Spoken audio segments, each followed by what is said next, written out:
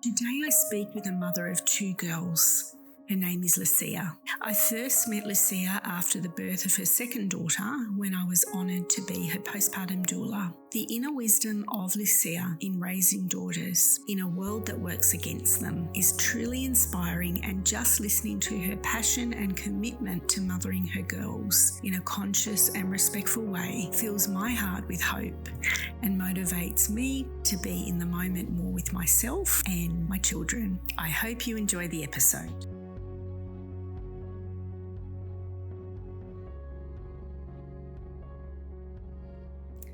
Welcome to the podcast, Lucia. I am so happy that you're here. We've known each other for a little bit now. So just asking you about your own personal mothering journey. What brought you to motherhood? Well, for maybe 30 years, 35, I believe that I couldn't be a mom, that I wasn't capable of being a mom for all the things that happened. And when I was a child, I felt I was given too much responsibility. So I'm the oldest of three siblings. And my mom decided to have a child when I was 15. So I kind of raised my two siblings, and then that's why I felt like, that's it, I done it. I don't need to be a mom anymore. I was a mom. But then my husband and I decided to give it a try to see. And after few IVF treatments, we finally decided that it wasn't going to happen. It wasn't going to happen. I gave up completely, and my husband begged me for one last try, and I did it like just to give him the satisfaction of going, like, yeah, that's it, I've done it. And then I fall pregnant. Like it was like a very like roller coaster type of journey, because I felt like I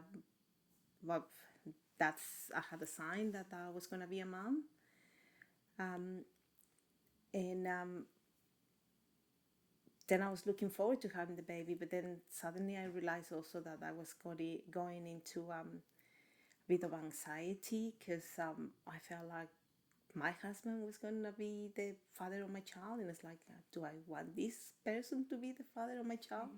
And I start picking on things that he will do or won't do, and that gave me that anxiety, and got a bit depressed, a bit upset, and desperate. So I searched for help, and they told me that I have obviously perinatal depression.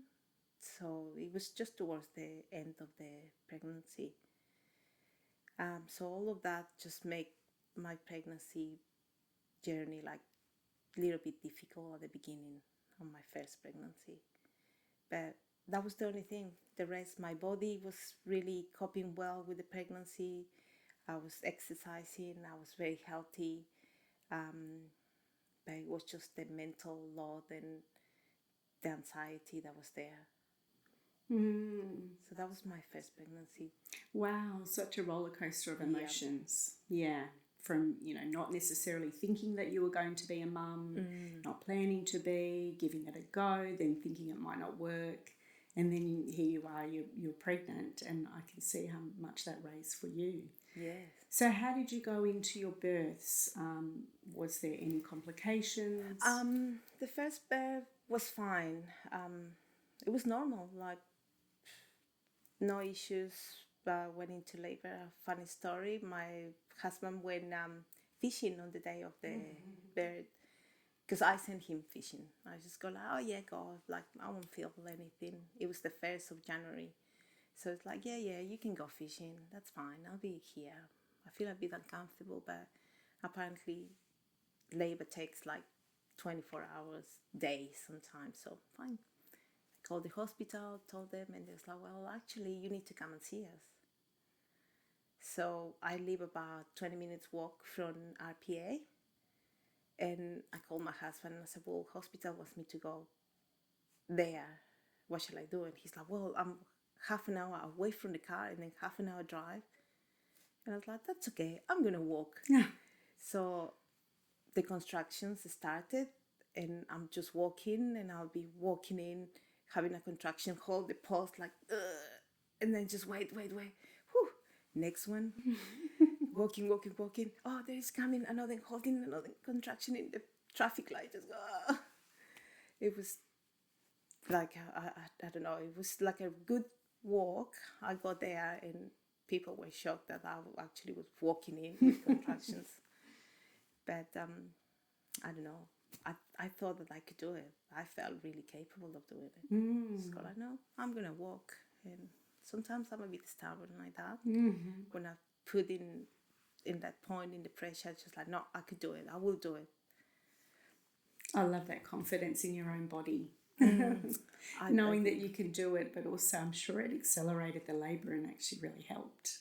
Well, once I got there, they told me, no, you're still long to go. And I was like, long to go, what? So they sent me home, and then we come back after 3 hours, I think. But also it was like, they tell you it's painful, they tell you have to breathe, they tell you it's natural, but you don't know until you're in that point. And I thought, like, I could do anything. I have read the books, I have practiced the meditations, I could do it. But once I was there in the middle of it, I just pray and cry and swear, and and I wasn't really prepared for that. I wasn't. I felt that I was calling my mom, or I wanted to have somebody there with me, somebody to hold my hand and tell me, like, I'm here. My husband was there, and I didn't want him to talk. The only thing that I wanted him is to hold me, and I would just bear myself in his underarm, and I like sniff him, like just proper, like I wanted to have that smell of a man. Just like, and that will be the only thing that will make me feel calmer. I don't know, that was crazy. Just wanted to. I can smell his aftershave and everything, but I didn't want that. I just want, like, I don't know, hormone smell. Yeah. There's a real craving for sensory things, and smells can be very comforting.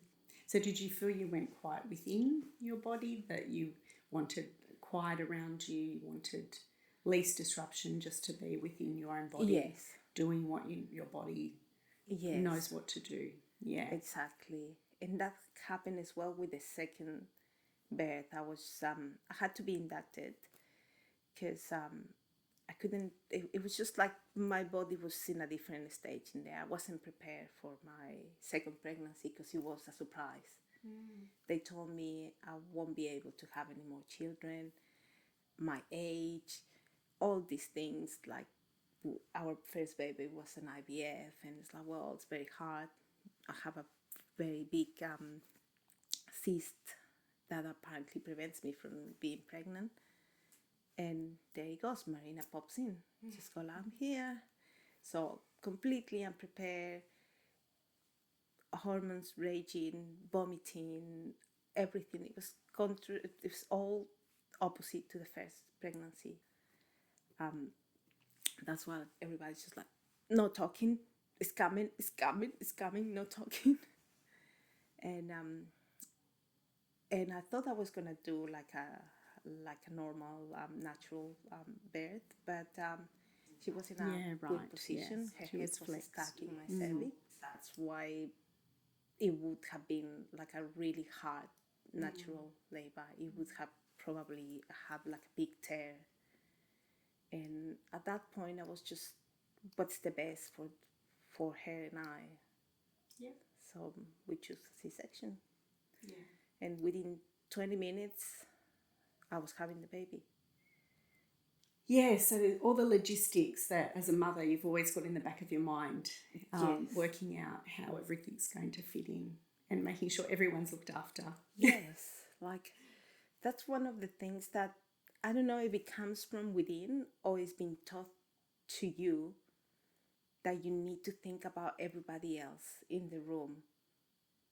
Like I'm trying to, I can see Flora doesn't get it just yet. She sees people that need help and she's there to help. but she's not like thinking about me, dad, my sister. So, because I'm trying to go back, I'm trying to break that cycle of like the girls have to look after everything else. Mom has to look after everything that's happening around the house. I don't want her to have that responsibility put on her. I want her to learn that she can be sympathetic with other people's needs, but also at the end of the day, it's what she wants. It's the first thing that she needs to think. What's gonna keep her safe? What's gonna keep her strong? So it's just like one of those little things that sometimes you go against the wall, because I want her, when she says thank you or please, it's because she knows that that's the right thing to do. Not because me or dad or they tell you have to say thank you, you have to say please. So when you go to somewhere else's house and she has something and she doesn't say thank you or please, and we just like, oh, going like, oh, I'm sorry, I haven't taught her to say thank you just yet, or please. But I tried to tell to my husband that it's by our example, how when we wake up, we get out of the table, we take our dishes to the kitchen and say thank you for dinner, rather than say like, okay, you have to get out, take your dish and put it out in the kitchen and say thank you. Yeah, I hear you. Yeah. So leading by example. Absolutely. Well. And you're such an amazing example as a mother of role modelling the things that you want for your girls, and the things that you want for women of this next generation, to be able to live a little bit more authentically and not be told what it means to be a good girl. Exactly. It's hard, because when you're tired, when you're stressed, you go back to what you were taught as a little girl, or you saw your mom do it, and you just want to go like, no, you meant to do this, you meant to say this, you need to look after this, you need to I don't know, pick up your clothes because you need to have your room nice and clean because you're a girl.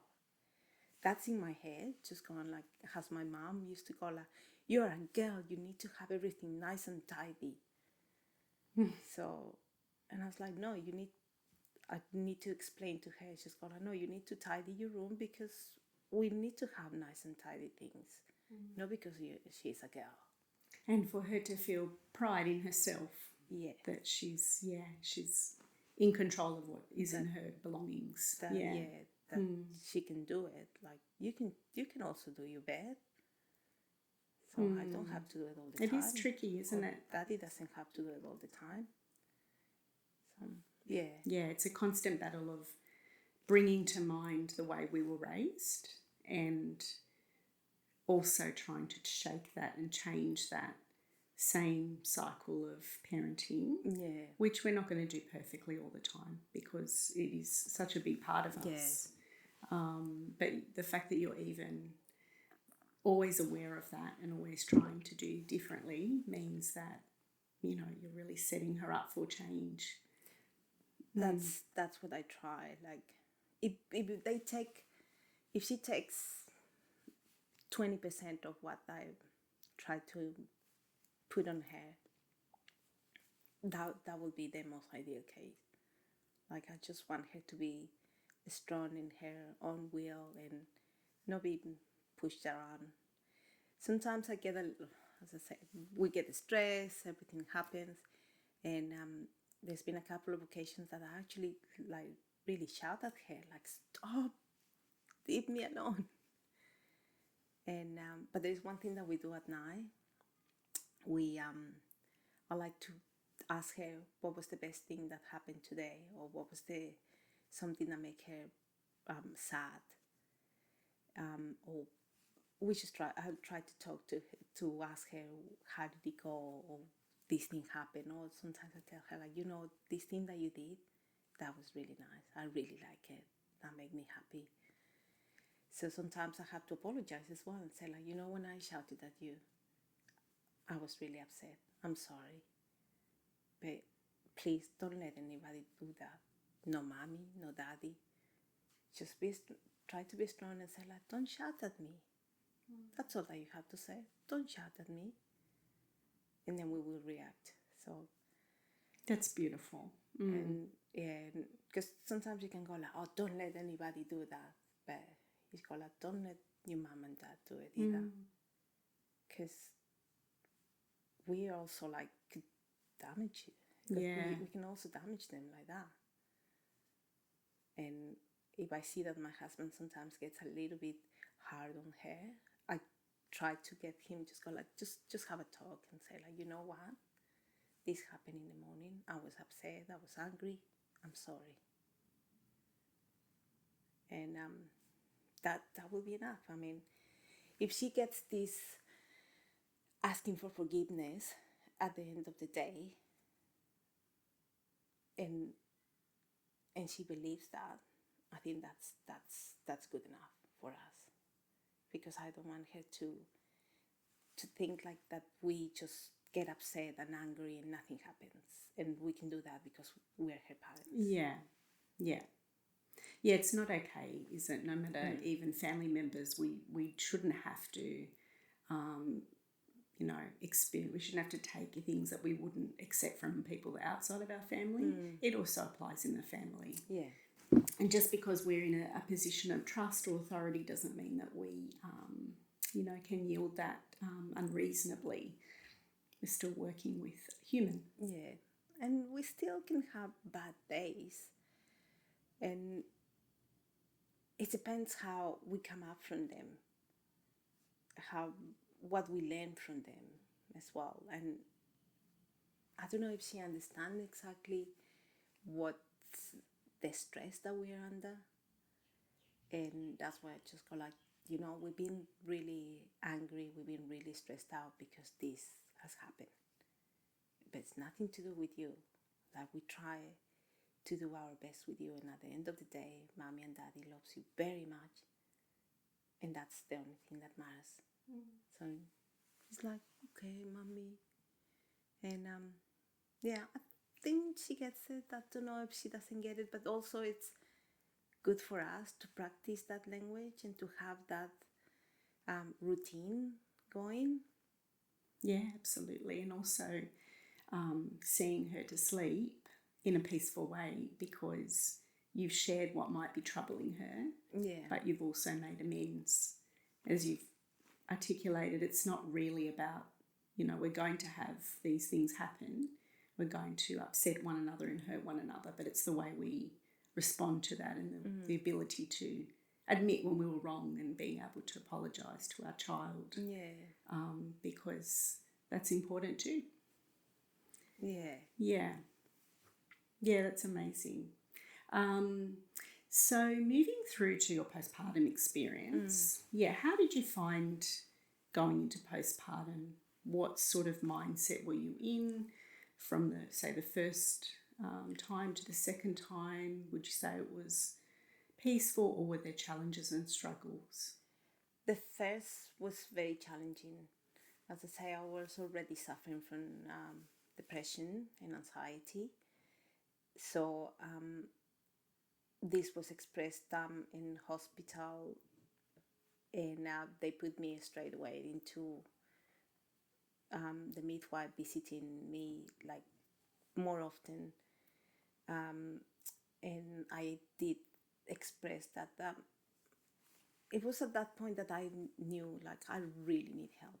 I really need help. It's only my husband that he doesn't understand me, and it's only the baby and I.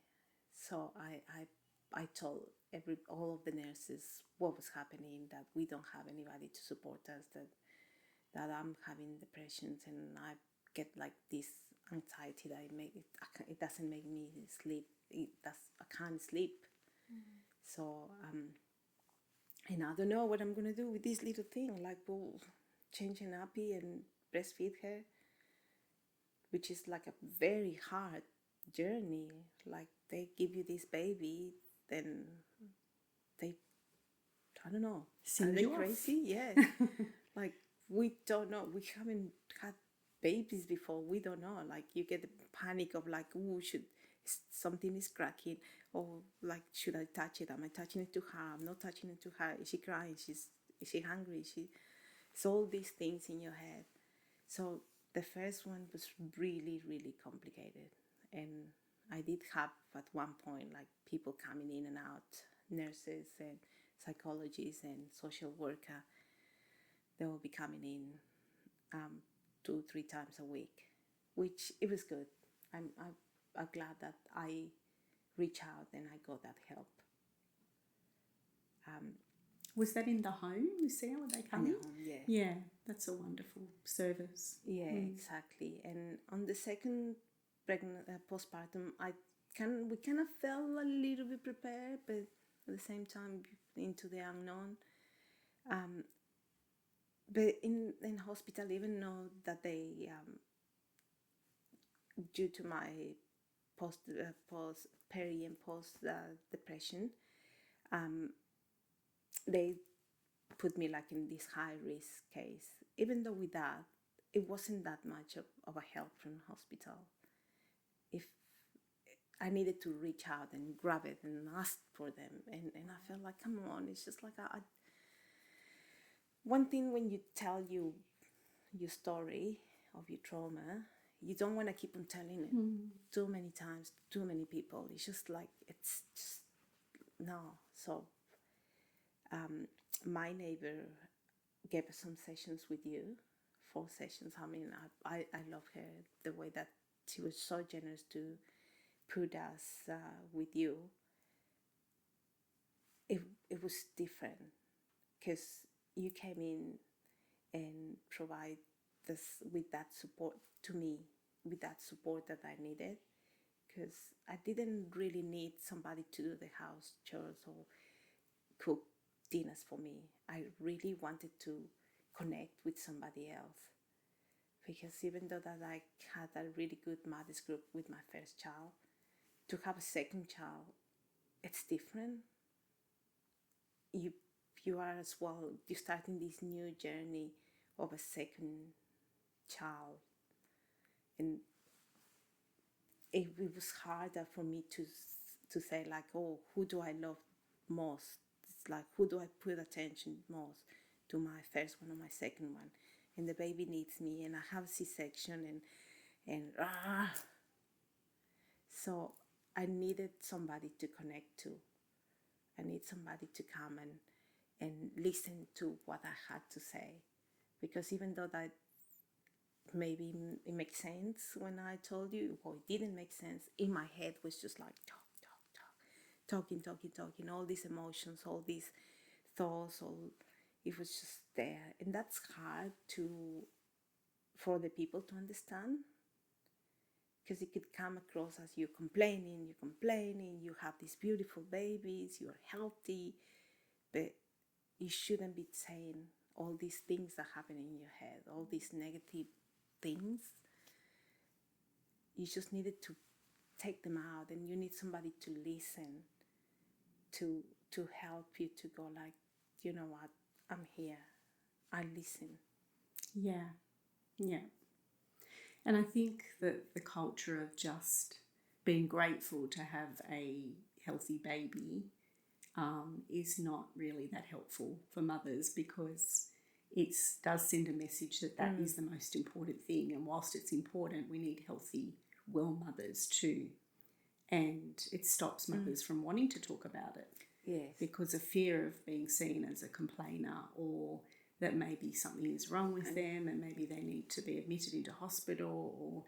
And really it's just about getting out what all mothers are feeling, the day-to-day grind and the changes that have happened within you that you're still grappling with. Yeah, I mean, I was more aware of my feelings and how they come up and how will take over my body, and in those changes, the hormonal changes, I can feel them more. Like I can feel this rage and I'll be like, why am I hungry? What's happening? And I'll be like, okay, do I have a reason or should I just let it pass? Then I let it pass. Then suddenly I'll be like feeling really sad. And it's like, do I cry? And I know like this society that sees the cry and then they want to do something. Just go, oh, oh, oh. And I was like, no, sometimes it's like good, that crying, that washing your face with your tears and then just coming out because it comes all from the inside and just go down. And I can see it in my daughter. You can see the sometimes when she's crying because she wants something and I say no. And there's a different tears of when she hurt herself or the first time that she saw something sad on TV. It was different, like the sadness when she had this little ball and it broke and she looked at it and she just looked at me and she just, oh, and then you can see that pain of something hurting but you don't know why. And at that moment you need also to tell us like, that broke and that's hurting you because you think it's not going to be the same. I'm sorry. It's okay to cry. Come here and I'll hug you. And then it's okay to cry. Just cry. Just explain to her like why the pain is here because it's not going to be the same. Yeah. And that's what also moms need. It's just go, it's okay to cry. Yeah.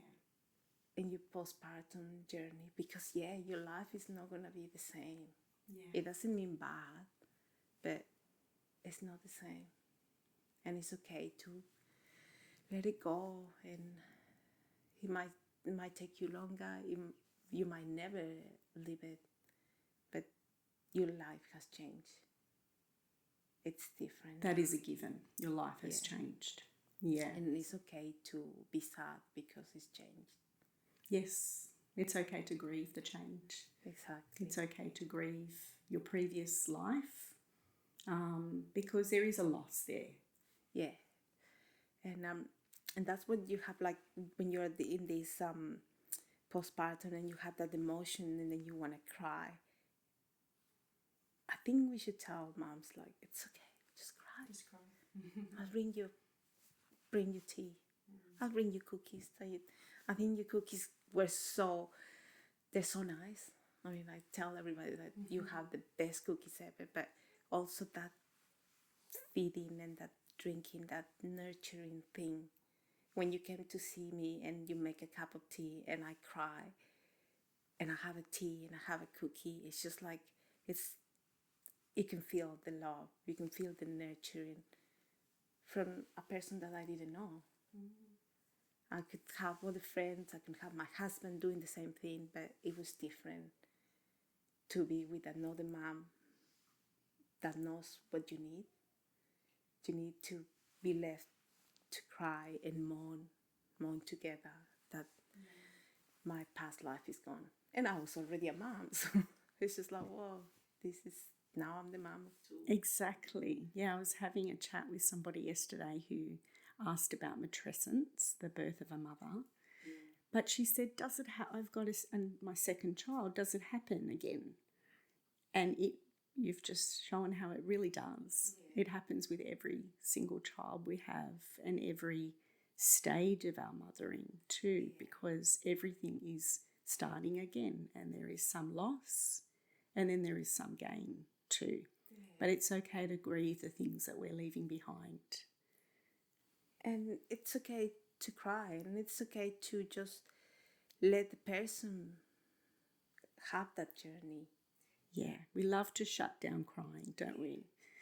There's a lot of discomfort with crying, but something I learned about crying is that in our tears we actually have cortisol, the stress hormone. So there is a very valid kind of physiological reason why it's very healthy to cry, because when we cry we release the stress hormones and then that can allow the feel-good hormones, the oxytocin, to become a little bit more active in our system. So it's really healthy, and we need to hold space for people to cry and to feel, whether that's our child, whether it's the mother, whether that's another mother, and just trying to be there, as you said, for the mother. And that's probably the difference with having like a postpartum doula as maybe a group or an early childhood nurse, is that they are there for the mother. Because when the mother is looked after and nurtured and supported, she's definitely in a better position to look after, nurture, support her child. Yeah, for sure. Yeah. And for those that don't have a mother as well, or their mother is far away, or their mother's emotionally not present, it's important to adopt somebody that can take that mother figure on for you, whether that's a neighbour or someone you've met yesterday, or just a grandmother that you meet in the shopping centre that you connect with. You brought up that word connection. It's really important to have connection. It's a basic human need as much as the air that we breathe and the food that we eat. So so I'm glad you had that, and I was so privileged to be a part of that experience. I learned a lot from you too. And that's all part of being mothers and help, mothering each other, is that we are all learning together. Yeah, because it doesn't matter if you had like a baby 20 years ago as last week, or you will be a mother.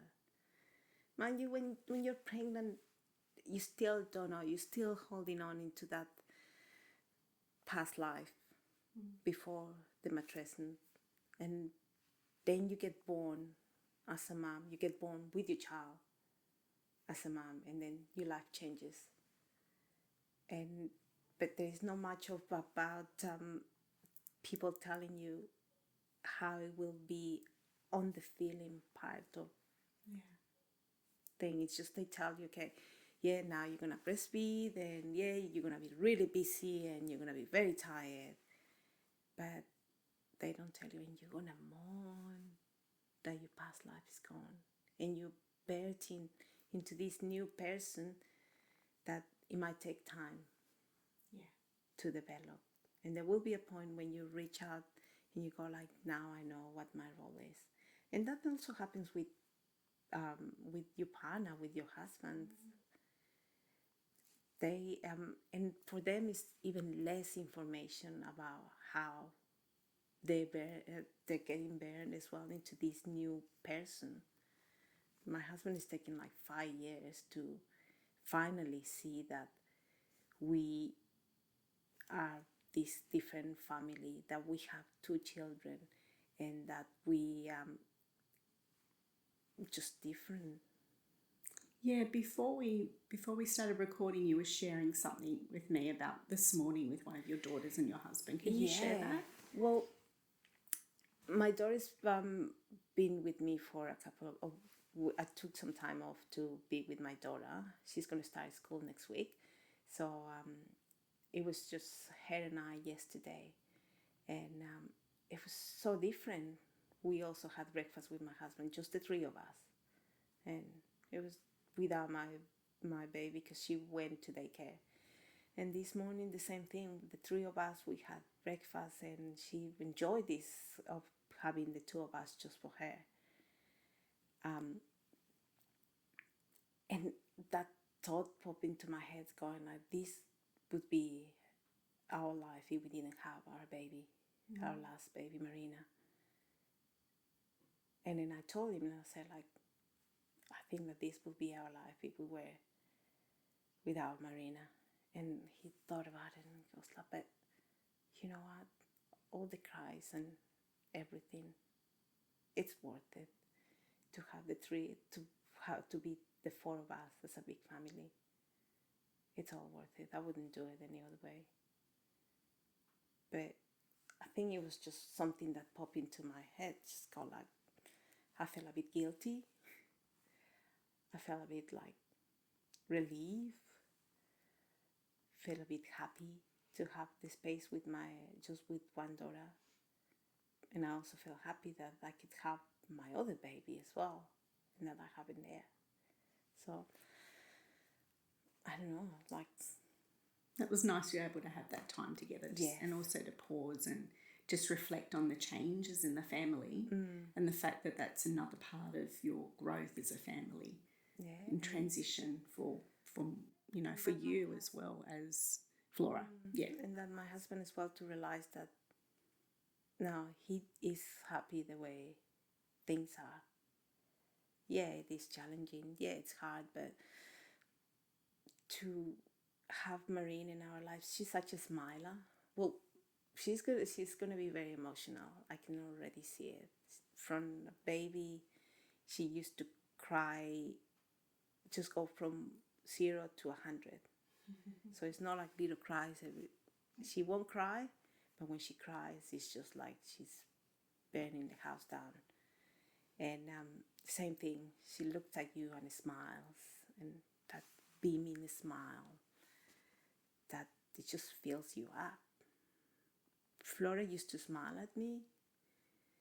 Remember I told you the time when I saw her opening her eyes and look at me, I do. and just a smile, like that's that pure happiness to see you as a mom, or see you. It's just like recognizing your face, and that was a proper smile. It wasn't the gassy smile. It was like a proper smile. Just go, yes, you are my mommy. And it's the same now with Marina. Now she opens her eyes and she sees me, and I say good morning, and she's like, and then comes Flora, and it's like good morning, baby, and she's like, and then that comes Daddy, and it's like good morning, baby, and she's like double. So she smiles at me, she smiles at her sister, and smiles to Dad. So it's just like few smiles, and that fills us all. Yeah. These babies come up to just like fill us with happiness, and it's just beautiful. That's what I felt guilty to think, like, if we didn't have Marina, this will be our life. Easy, going for breakfast, holding hands, the three of us. Right, okay. Yeah. So even through all the health issues, being told that you couldn't have children, I think it was meant to be. Yeah, it was. Yeah. It was our little miracle. I mean, we didn't celebrate. We weren't that distressed either, because we thought like, I thought that it will go away. I thought that it will just go, because I thought it was just my body trying to say like, yeah, you can do it if you want to try it. But no, it was there and stayed there. And somebody just asked me this morning as well, like, do you want to have a third child? And I'm saying no more children. But then, I don't know, that's like that part of being a woman, I suppose, the nature of like, yes, my body wants to nurture something else, wants to have something in me growing inside. And even though all the medical issues and everything, still just the holding your baby within you, it's just the best part ever. Yeah. So I love when Flora says like, did you make my ears? And I was like, yeah, I made your ears. It's like, what about my nails? Yes. It's like, what about my hair? Did you thought about my hair? And I was like, yes. Like, I did everything in you. And it's like, and daddies don't make anything. And I said, well, daddies help a little bit. And I said, because it needs to have a little part of daddy and a little part of mommy. I'm waiting for her to go like, so how did the babies I'm sure made? it's coming. She's already asked me like, how did you get the baby inside your belly? And I say, it's a bit of mom and dad, and they go in my belly and start growing, and I start making heads and feet. And I say, is that what you wanted to know?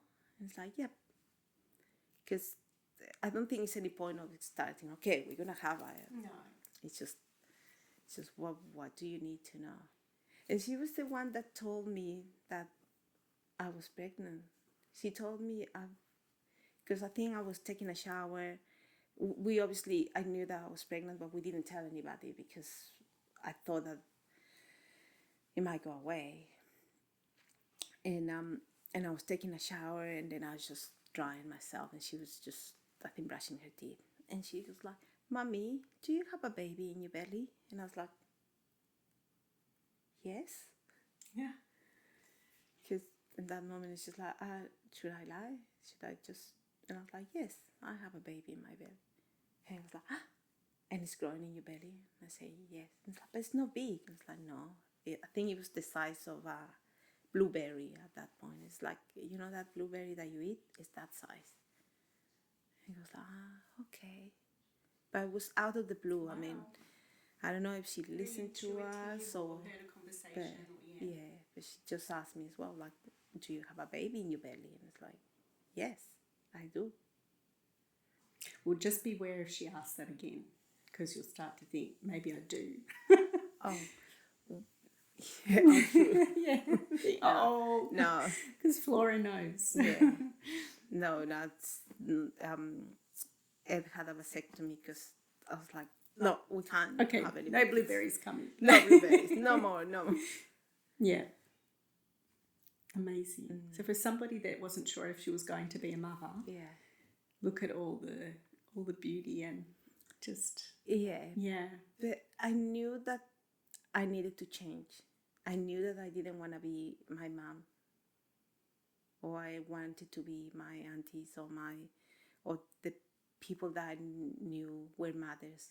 I knew I wanted to be different. I knew that because I have a girl, I need to make her strong and conscious. And I start like researching about like children's psychology and how is this change, how everything that I do is gonna affect her. And then with that, I learned about me as well. I saw what was happening with me, what happened with me in my childhood, the things that affected me, why I respond the way I respond, and why I behave the way I behave.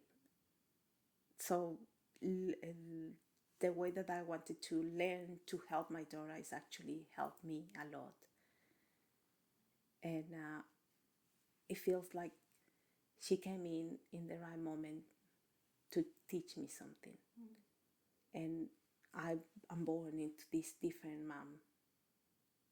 I'm not gonna be the same mom that my mom was. I'm different. I'm breaking the cycle, and I perhaps will get her to break the cycle as well,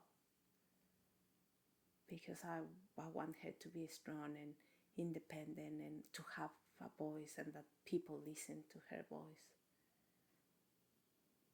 So she's helped me a lot. Important role modeling for her, and also just a gift for you, that, you know, it's really enriched your life, not just as a mother, but as a human and a woman. Yeah. And you have this opportunity now to share what you're learning and to really help the next generation to do things differently. Yeah. Personally, that's something that I need to be reminded of. Like, I can't do everything perfect all the time. I need to express that sadness that I feel, that anger that I feel sometimes, and like all those feelings that I have it, and I sometimes try to go like, "No, I'll be okay. I'm strong. Let's just do it. Like, okay, let's just carry on." I should be able to also say like, "You know what, Mommy's really tired today. I'm not gonna, no," but I think like I need to be strong for her All the time. all the time.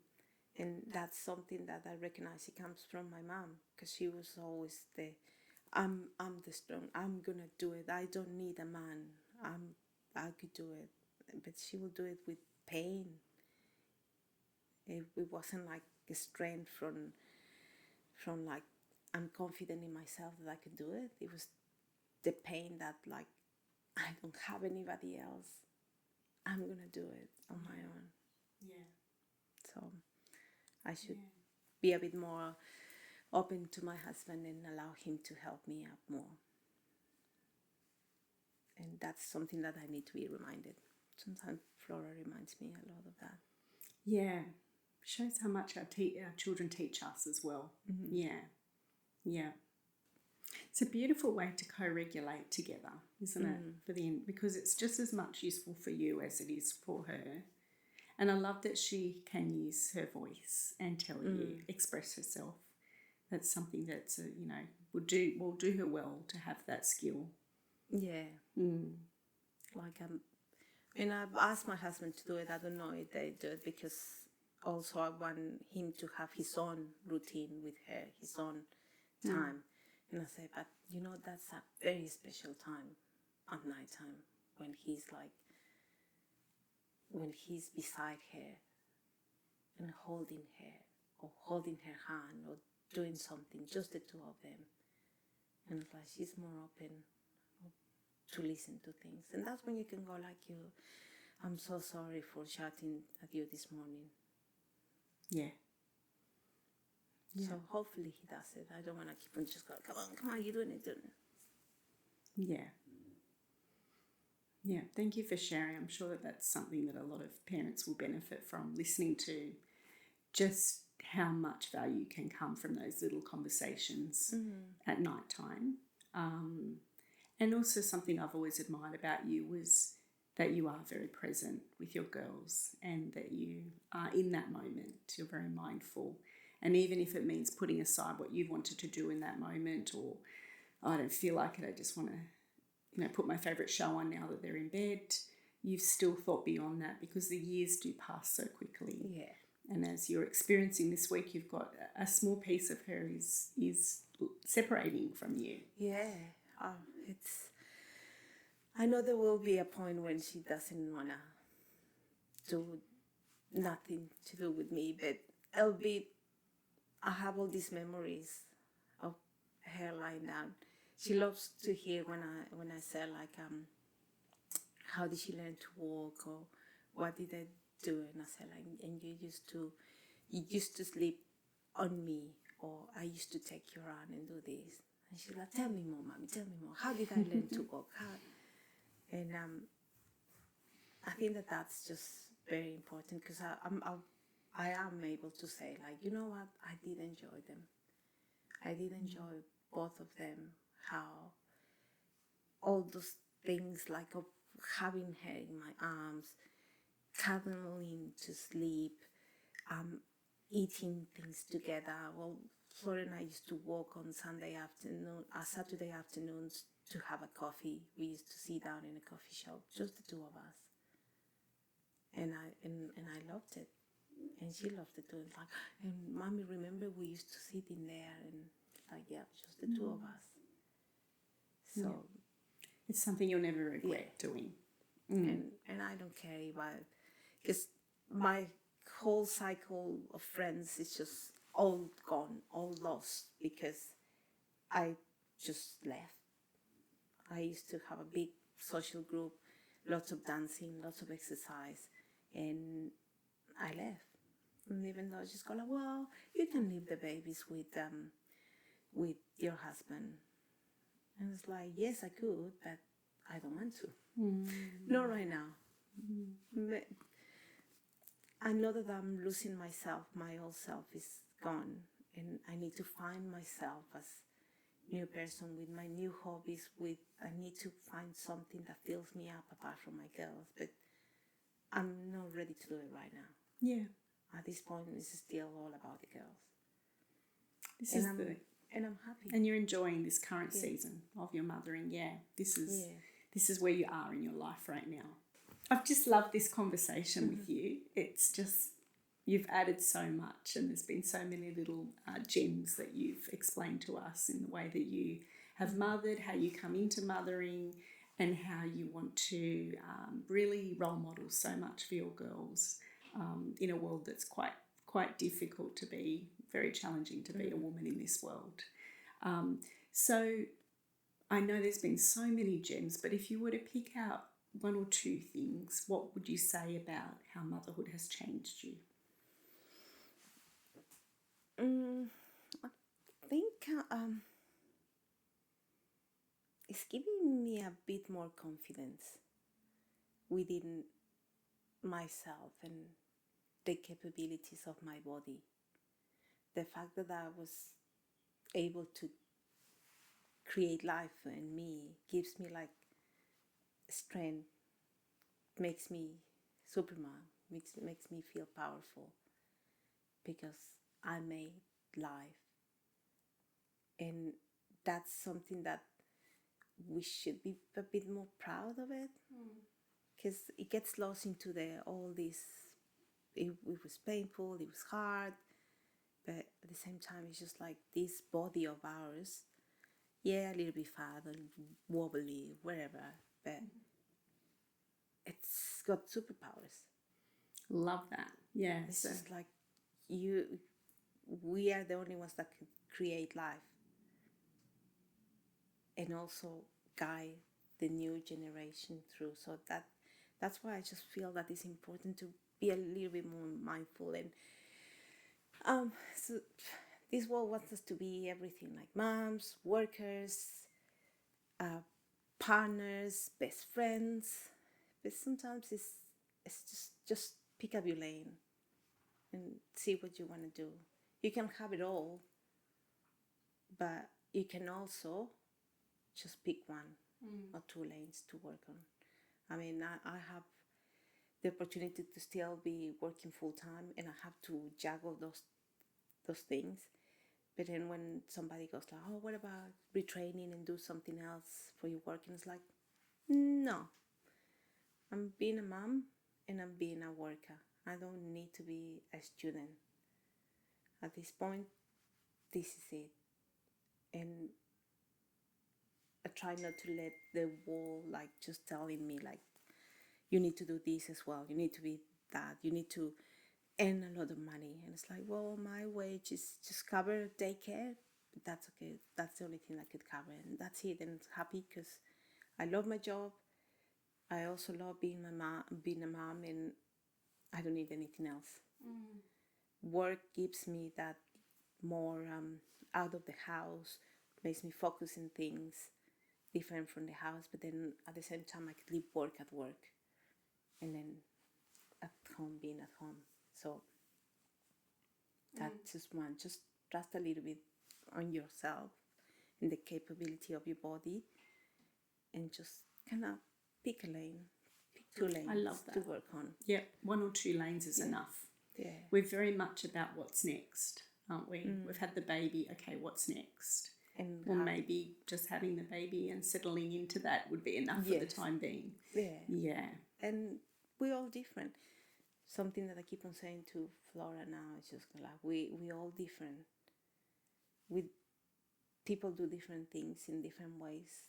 Sometimes doesn't mean that they're wrong. Sometimes doesn't mean that we're right. And just we all live our life in the way that our plan is, or we're being guided to. And at the end of the day, just when we die, I think, depending what you believe on, nothing will happen, or we will go to heaven and have a party with all our friends and family that died before, or we will get reborn. Yeah. There's 2 questions that I like to finish the podcast with. Out of everything you've shared, what is one thing that you didn't know before becoming a mother that you wish someone had told you?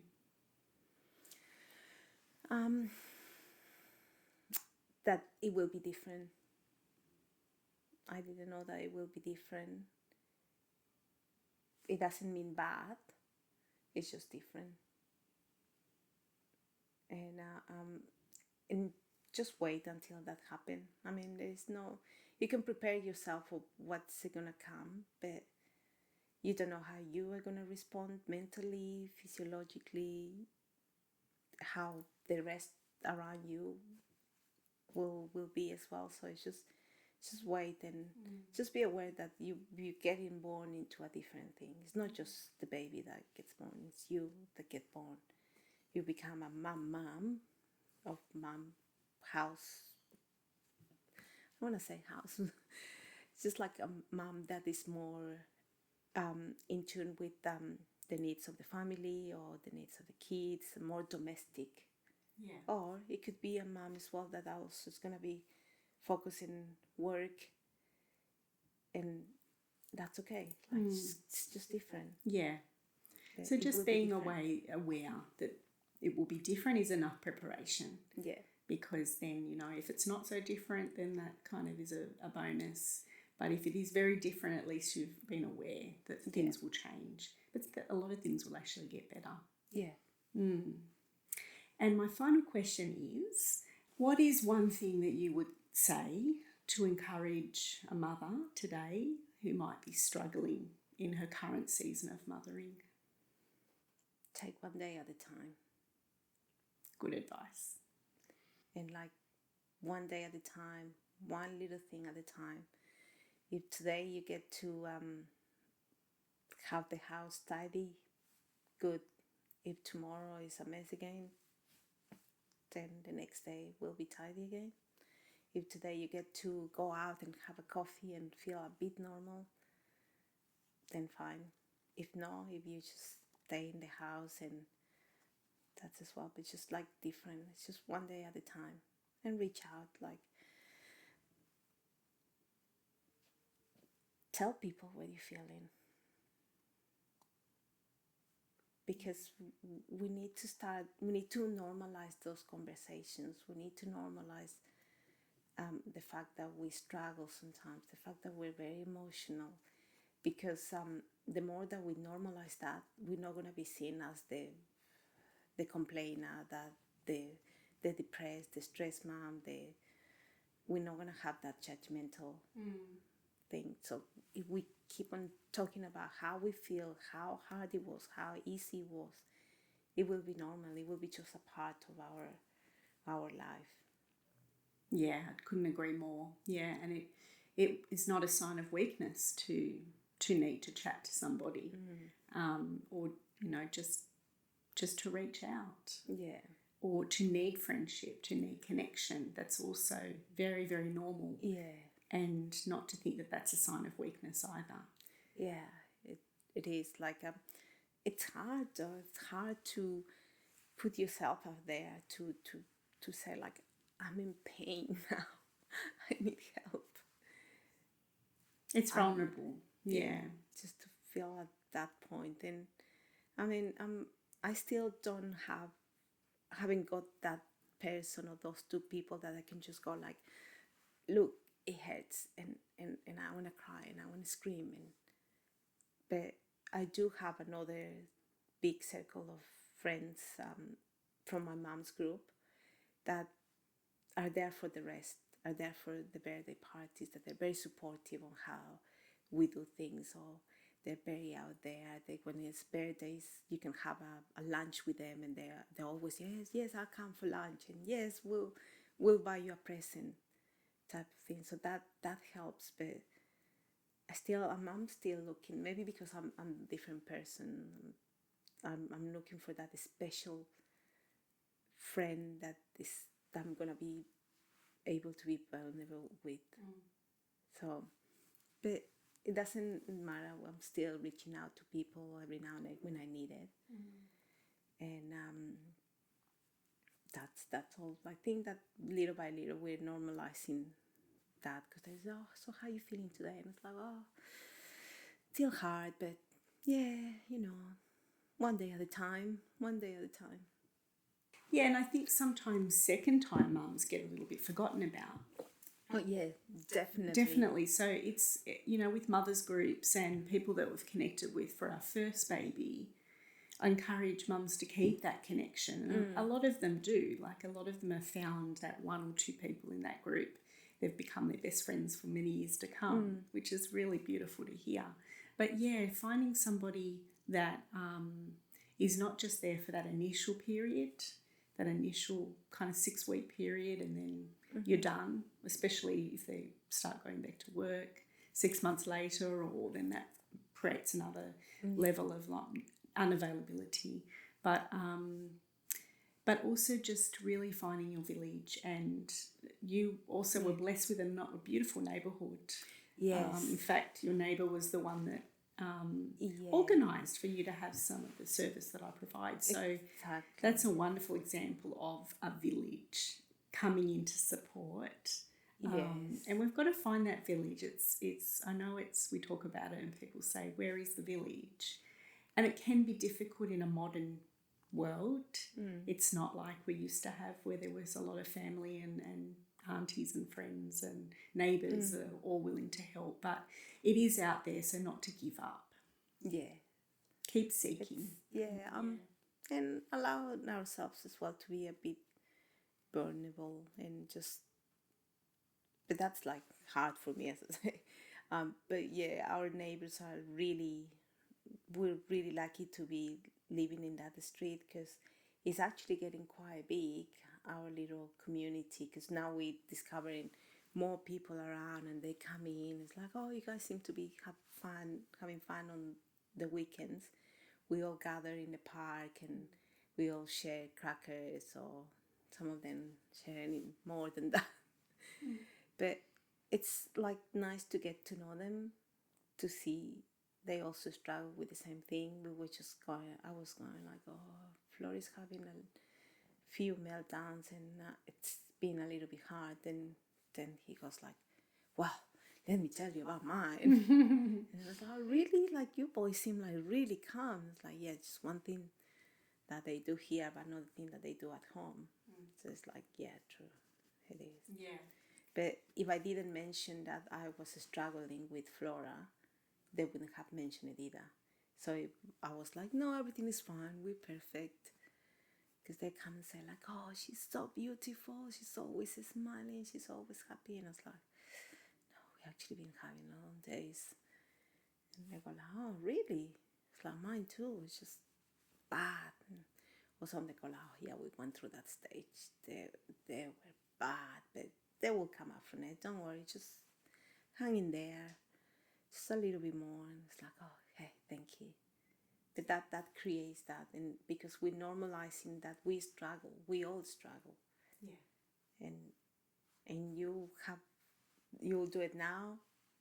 Maybe they'll do it next week, or they done it a month ago. Yeah. So yeah, normalizing, sharing it creates normalizing, doesn't it? Yeah. Yeah, for sure. Well, thank you so much for this conversation. Thank you. I love my mature conversations. I feel like it's an extension of our conversations we had on your lounge. So I really appreciate you being on the podcast. It was not negotiable that you come in. Oh, thank you. And when you told me the first time, I was like, you know what? Yes, I think I'll do it. And I'm so glad that you decided to do it. Because it could have been one of those ideas that you have in there. It's like, I mean, not saying you personally, but we have ideas. Yeah, it was for years, yeah. But you did it, and I feel really proud of you. Oh, thank you. Thank you. That's beautiful. Yeah, thank you. Such a pleasure. I hope that you enjoyed this episode and that it offered something helpful to your own mothering experience. If it has left you with any insights or questions, please do reach out via my socials at Motherhood with Katura, and so that we can get these conversations out to more mothers, I'd be grateful if you could like, share and review this podcast, and we'll see you next time.